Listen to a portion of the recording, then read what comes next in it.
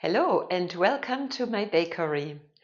In this video I'm going to show you how to make delicious carrot bread.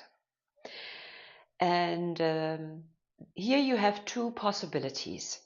You can either do all the preparations, that means sourdough and 2 soakers. You can either prepare all that in the morning, prepare the main dough in the evening and then bake the next morning. Or you do it like I'm doing it today. I make all the preparations in the evening so that the sourdough and the soakers can stand overnight. Then I will prepare my main dough tomorrow morning and bake in the evening. Okay, let's start with the first soaker. And this soaker consists of psyllium husks. Maybe you can guess what that is. Psyllium husks sind Flohsamenschalen, and they can take a lot of humidity or a lot of fluid and bring this fluid into the dough.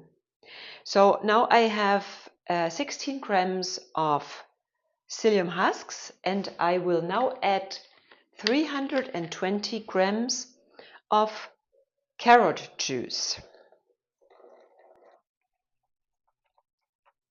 Okay, then I will stir that nicely.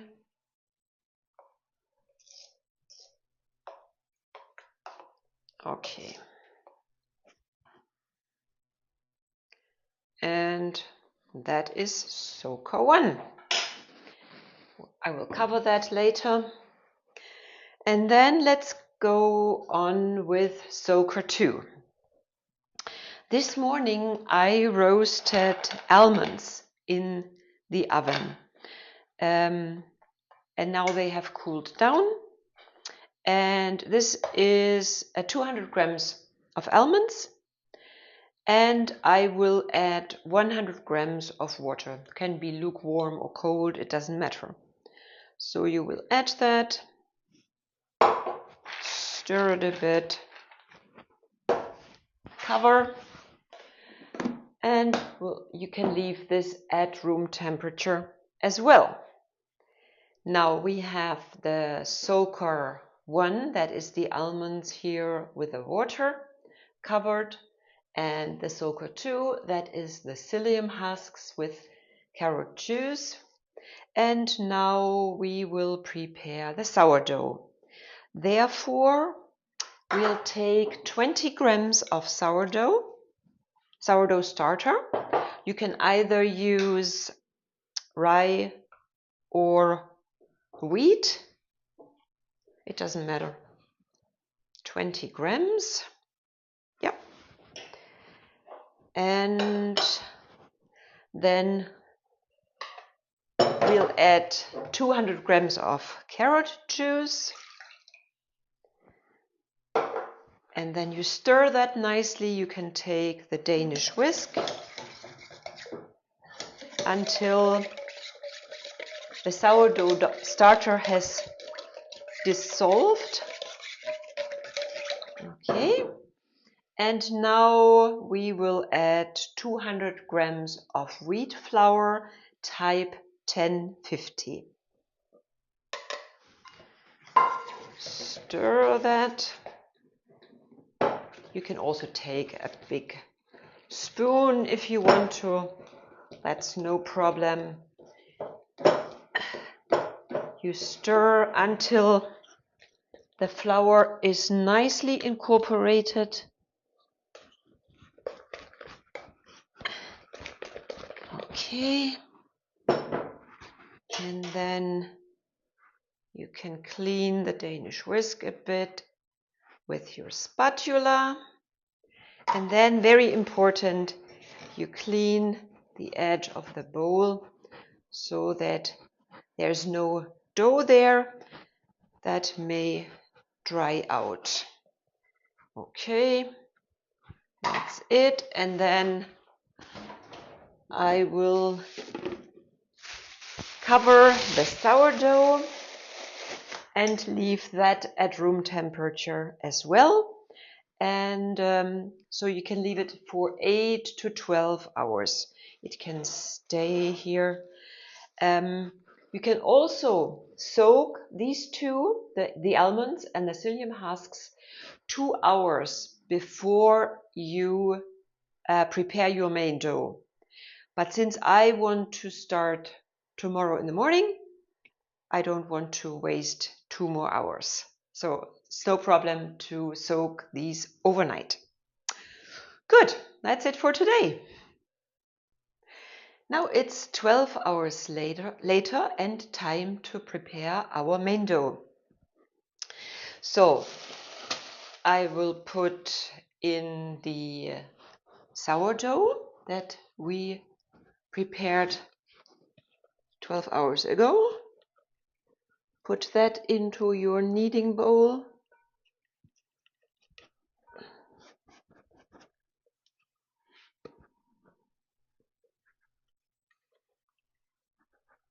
Okay. Then we'll put in the psyllium husks soaked in carrot juice.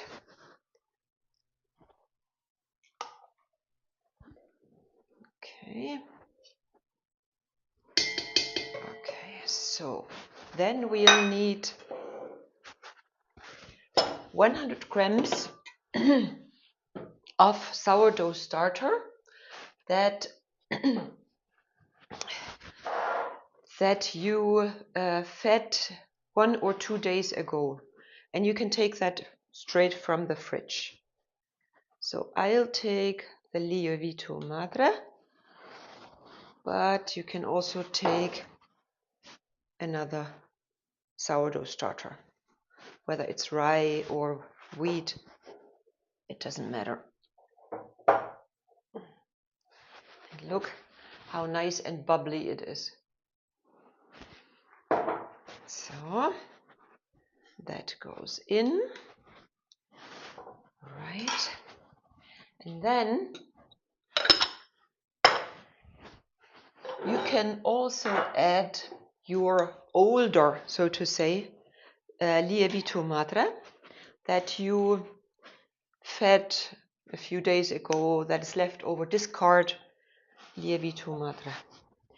You can always use that to bake bread or rolls. You don't need to throw that away, and it gives a nice texture and taste to your bread. Okay, so that was that. Now the juice, we need 400 grams of carrot juice. Put that in. Then 200 grams of wheat flour 1050. 400 grams of spelt flour, and this is whole grain spelt.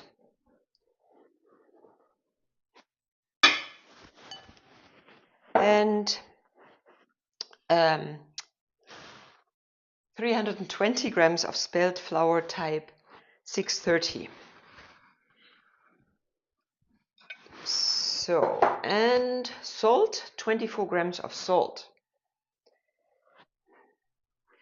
So, if you are very attentive, you will see that there is one soaker missing, and that is the almonds. They are still here in the bowl. We will not need the almonds in the kneading machine. We will incorporate them later. So insert the hook and then start kneading, and we'll knead it slowly for 10 minutes now.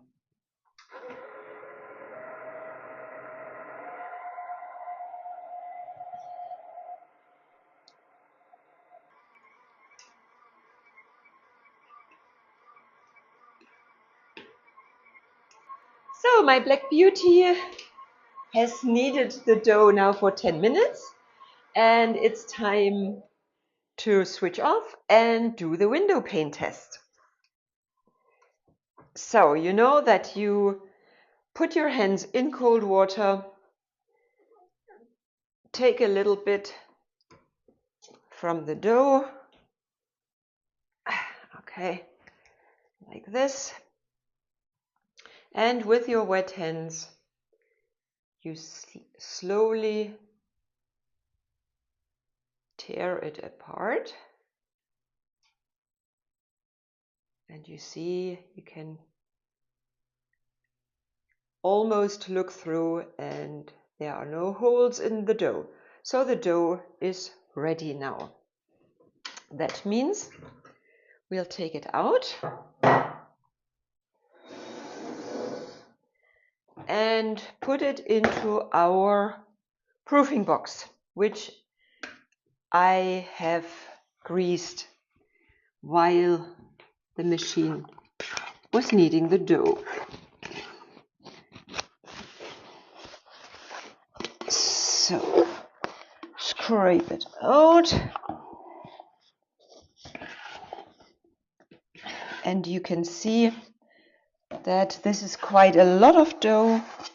So if you only have a small kneading machine, maybe you should take half of everything.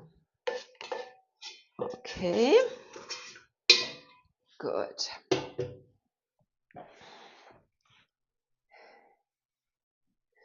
Now, in the meantime, I have also put the almonds on a sieve so that the water goes off. And now we'll just put the almonds onto the dough and knead them in carefully by hand. Therefore, again, put your hands in water first, and then maybe only with one hand you can fold it in from the outside and turn the box all the time until all the almonds are incorporated. Maybe use a little bit of water again, and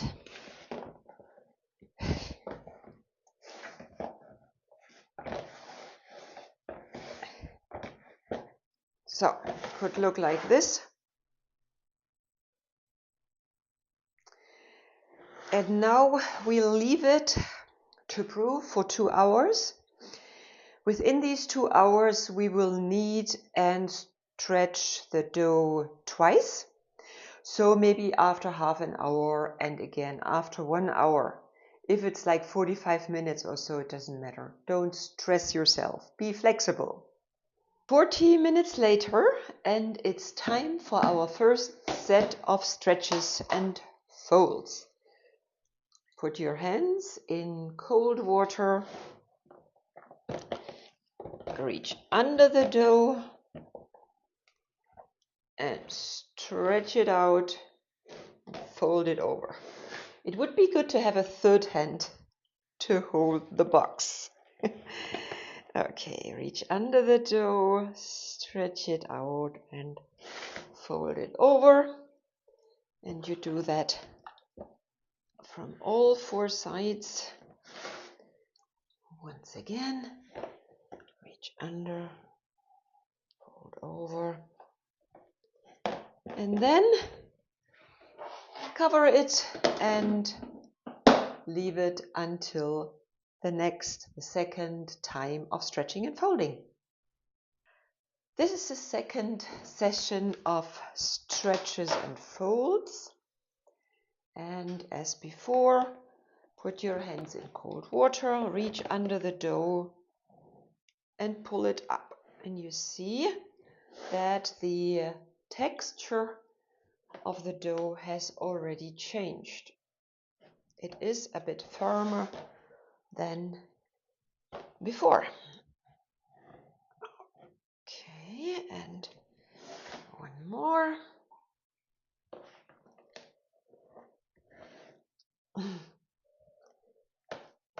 Okay, form a nice ball. Cover it again and then leave it at room temperature until the 2 hours of proofing have passed. And then we will shape the loaves. The dough has risen now for 2 hours, including the 2 sets of stretches and folds. And now we want to shape the dough pieces. So put flour on your table, let the dough slide out of the proofing box.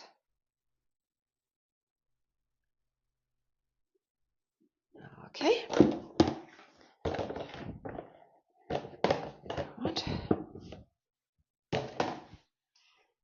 And now we want to divide it into halves.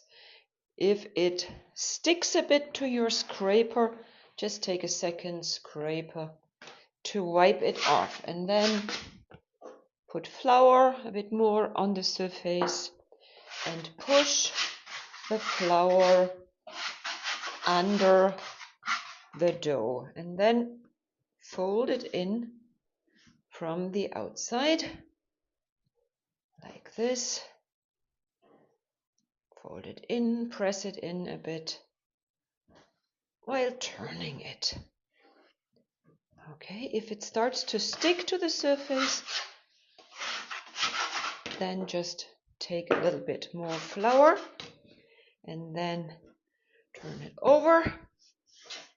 Put a bit of flour onto your hands and then slowly push it underneath while turning it so that the surface tightens a bit.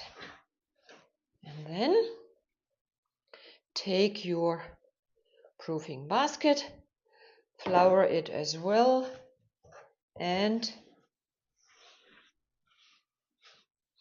put the dough piece with the seam downwards into the proofing basket. Okay, second round, again a bit of flour. Okay, and then start folding it in from the outside. Okay, it's sticky here. Again, push flour underneath. Okay, and turn it around like this. Bit more flour on the surface. Turn the bread over and then push the sides underneath like this and turn it at the same time. It's better to do it faster because otherwise the dough will stick to your fingers. So again, put flour into the proofing basket and with a seam downwards, put the dough inside. Then cover the baskets with a dishcloth and put them, the 2 baskets, into the fridge and leave it there for about 12 hours. If this does not fit your schedule, you can also turn the temperature of the fridge a bit up. So maybe it's 12 hours at 5 degrees, and if you want to bake it earlier, you can turn it up to 7 degrees and then just check maybe after 8 hours or so what the dough pieces look like. Okay, see you later. So I started preheating the oven 45 minutes ago, and it is on upper and lower heat, and the temperature is 250 degrees. I also preheated the cast iron pot. Take it out now, take off the lid, and then I will use my bread sling So this is the first bread, looks nice. And I'll put the sling onto the basket, turn it over, hope that it comes out. Okay. And it's nice and hot here over the pot. Okay, so I can lift it and put it into the pot. I will first just put in the pot without the lid because otherwise it's very heavy. And okay, and right, good.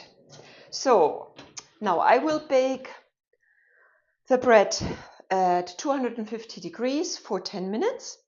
And then I will turn the temperature down to 220 degrees. And I will bake for 25 minutes. Then I will take off the lid and the bread will bake without the lid for another 15 minutes. So the first bread has baked now for 35 minutes.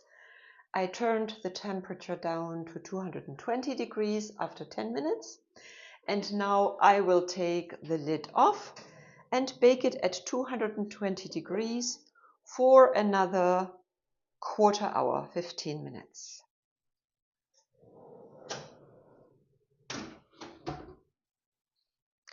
It's time to take the bread out of the oven.